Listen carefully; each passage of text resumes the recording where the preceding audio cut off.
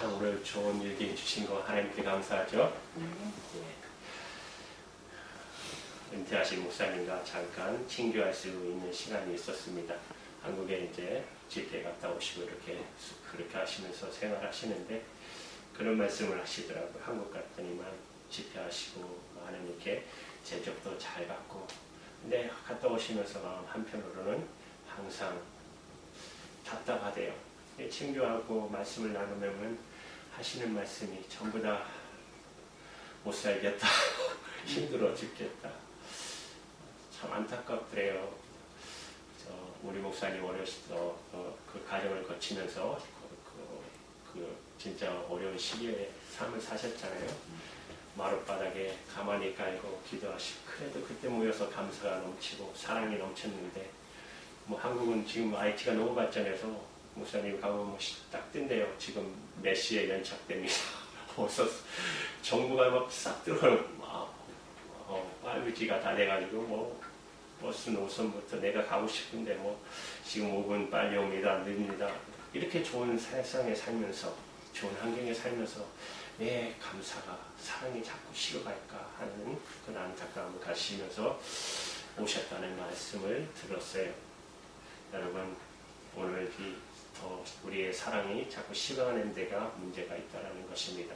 오늘 말씀을 통해서 우리의 사랑이 정말 식어가고 있는지, 더 사랑하시는 여러분이 되시는지 한번 점검해 보시기 바랍니다. 요한일서 1장을 보면 하나님께서는 사도 요한을 통해서 우리에게 하나님의 빛 가운데 살아가라, 빛 안에서 살아가라고 말씀하셨어요. 요한일서 1장 5절에서 7절의 말씀입니다. 곧 하나님은 빛이시라, 그에게는 어둠이 조금도 없으시다는 것이니라. 만일 우리가 하나님과 사귐이 있다 하고 어둠에 행하면 거짓말하고 진리를 행하지 아니함이 이거니와, 그가 빛 가운데 계신 것 같이 우리도 빛 가운데 있다면 우리가 서로 사귐이 있고 그 아들 예수의 피가 우리를 모든 죄에서 깨끗게 하실 것이요.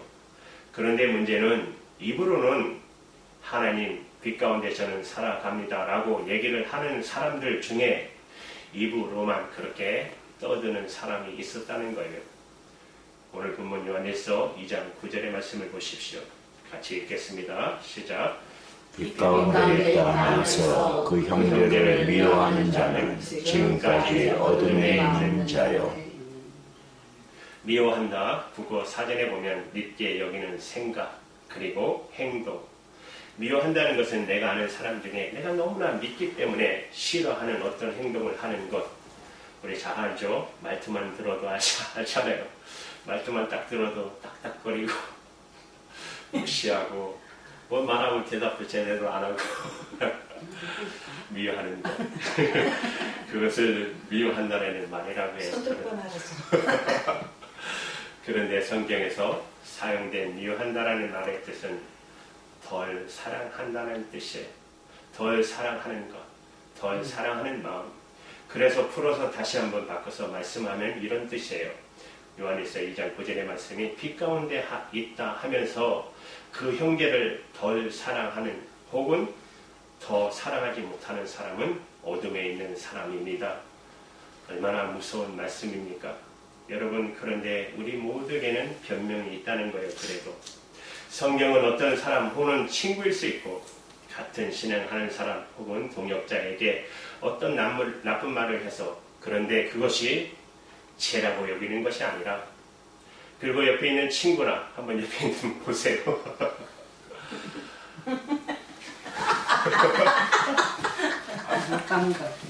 못 봐. 눈이 부셔서 못 보지. 더 사랑하지 못하는 것을 성경은 죄라고 말씀하고 있다는 거예요. 그것이 굉장히 무서운 것입니다.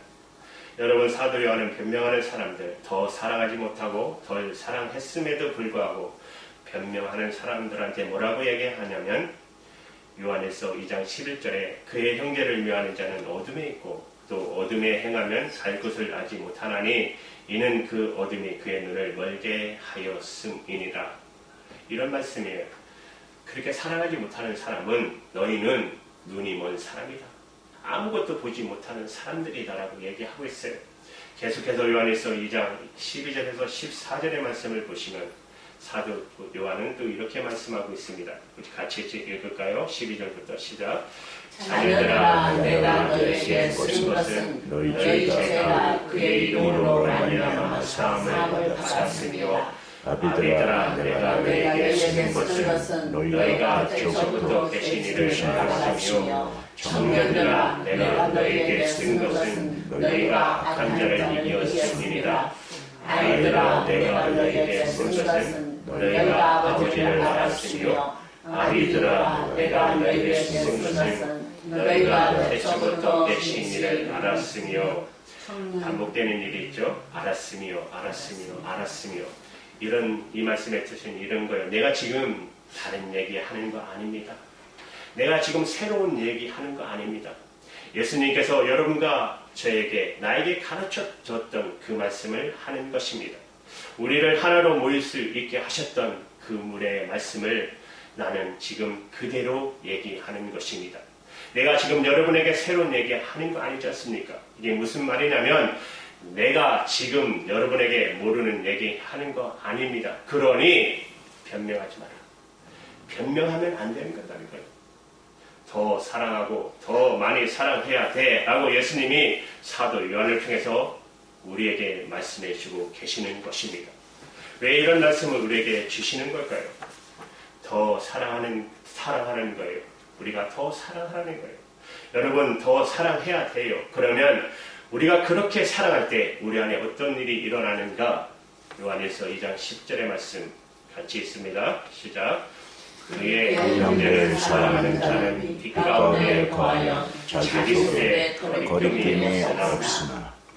여러분 꺼리낌이 없다라는 의미의 원문의 뜻은 돌부리에 걸려 넘어지다라는 의미예요.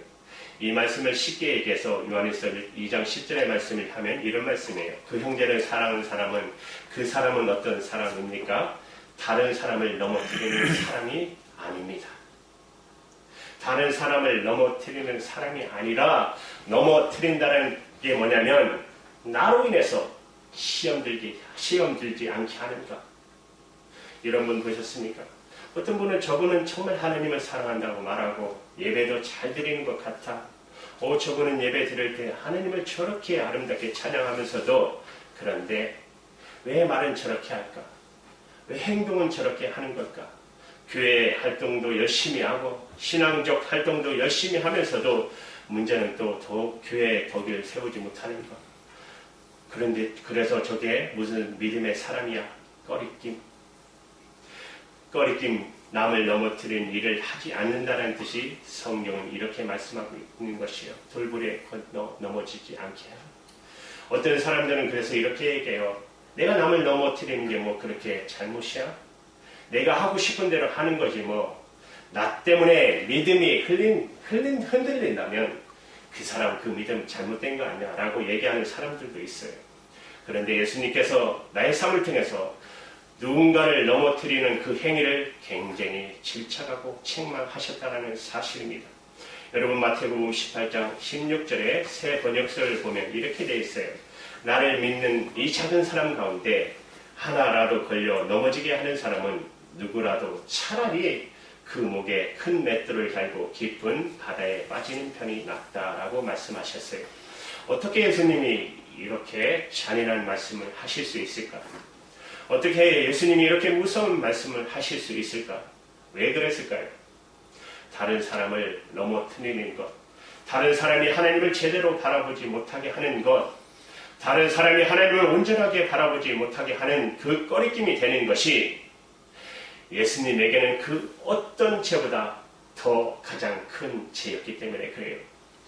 우리가 그리스도인이라고 말하면서 빛 가운데 있다고 얘기하면서도 하나님의 말씀대로 형제를 이웃을 사랑하지 못하고 하나님을 순종하지 못한다면 그런 분들 보셨잖아요. 입만 열면 목사님 욕하고 장로님 욕하고 권사님 욕하고 교회 비판하고 틀린 말 아니에요. 물론 잘못할 수 있어요. 근데 그걸 듣는 신앙이 약한 사람들이 넘어질 수 있다는 사실을 우리는 망각해서는 안 됩니다. 나 때문에 누가 넘어져요. 내 형제가 이웃이 넘어진다고. 나 때문에 누가 넘어진다고요? 옆에 보세요. 함께하는 형제 자매가 넘어진다는 거예요. 그것은 그 어떤 죄보다 더 큰 죄라고 예수님께서 우리에게 말씀하고 계신다는 사실입니다. 그래서 그리스도인들은 자기 자신을 돌아보는 사람이어야 합니다. 내가 날마다 내 말과 내 행동과 내 책임을 날마다 돌아보고 확인하면서 점검하는 사람들이 되어야 하는 것입니다. 뭘 점검해야 될까요? 사도 요한은 우리에게 특별히 오늘 꼭 이것을 점검해야 한다고, 너가 목사라면, 장로라면, 권사라면, 집사라면, 내가 책임 있는 자리에 있는 사람이라면 반드시 점검해야 돼. 무엇을? 내가 정말로 더 많은 사람들을 예수님의 마음으로, 예수님이 날 사랑하셨던 것처럼 사랑하고 있는지 점검해야 된다. 그렇지 않으면 너는 눈먼 사람이야. 너는 빛이 없는 사람이야. 어둠에 있는 사람이야. 앞을 보지 못하는 사람이라고 사도 요한은 우리에게 말씀해주고 계시다는 사실입니다. 이제 말씀을 맺으면서 마지막으로 우리가 그렇게 하나님을 사랑하면서 하려면 어떻게 해야 될까요? 오늘 그렇게 결정해야지, 오늘 바로 결단해야지 지금 하면 되는 걸까요? 그런 것도 도움이 될 수 있겠죠. 그런데 사도 요한은 우리가 하나님의 마음으로 많은 사람들을 더 사랑할 수 있는 방법을 우리에게 말씀해 주고 계십니다. 여러분, 요한복음 15장 10절의 말씀입니다. 우리 다 같이 읽겠습니다. 시작. 내가 아버지의 계명을 지켜 그의 사랑하는 것 같이 너희도 내 계명을 지키면 내 사랑 안에 거하리라. 예수님이 하나님의 말씀을 지켜서 하나님의 사랑 안에 거했던 것처럼 너희도 내 말을, 내 계명을 지키면 너희 생각대로 말하지 말고 마음대로 생각하고 판단하지 말고 너희가 하고 싶은 대로 하지 말고 내 말씀대로, 내 계명대로 사랑하고 아끼고 도와주고 섬기고 베풀어주면 너희도 내 사랑 안에 거할 수 있어. 그 사랑 실천할 수 있어 라고 우리에게 예수님께서 말씀하고 계시다는 사실입니다. 그래서 우리가 날마다 여러분 말씀을 묵상하는 거예요. 그래서 기도하는 거예요. 우리 장로님, 권사님들 참 열심히 말씀을 제가 통독하시고 묵상하는 걸로 알고 있습니다. 그래서 말씀을 통독하고 묵상하는 거 아닙니까? 더 하나님을 잘 믿기 위해서. 이거 아니면 우리가 예배를 드릴 이유가 없어요. 이거 아니면 말씀 통독하고 묵상할 필요가 없어요. 왜? 죄로 타락한 우리에게 하나님의 사랑이 없기 때문에. 우리가 예배를 통하여 하나님의 말씀을 오늘도 듣지 않았다면 우리는 다르게 생각했을 거 아닙니까? 아, 나는 형제 자매에게 욕하지 않았어.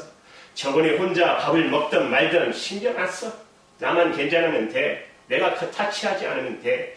고난을 당하든 말든 내 이웃에게 어떻게 하든 어떻게 되든 상관없어. 그런데 제가 뭐라고요? 더 사랑하지 못하는 것, 더 돌봐주지 못하는 것, 도와주지 못하는 것, 어둠 가운데 있어 변명하는 거라고. 살아낸 우리 등불교의 공동체가 그래서 예배를 드리는 것입니다.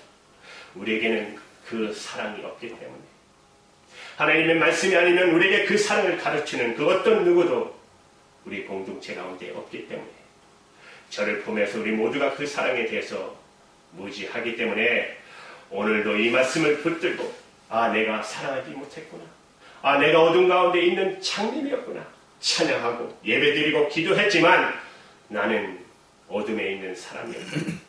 더 사랑해야지, 더 아껴줘야지, 내가 할 수 있는 난 더 해줘야지. 오늘 이 주일 예배에 그거 결정하게 하시려고 하나님이 우리에게 오늘 이 주일 예배를 허락해 주셨다고 저는 믿습니다.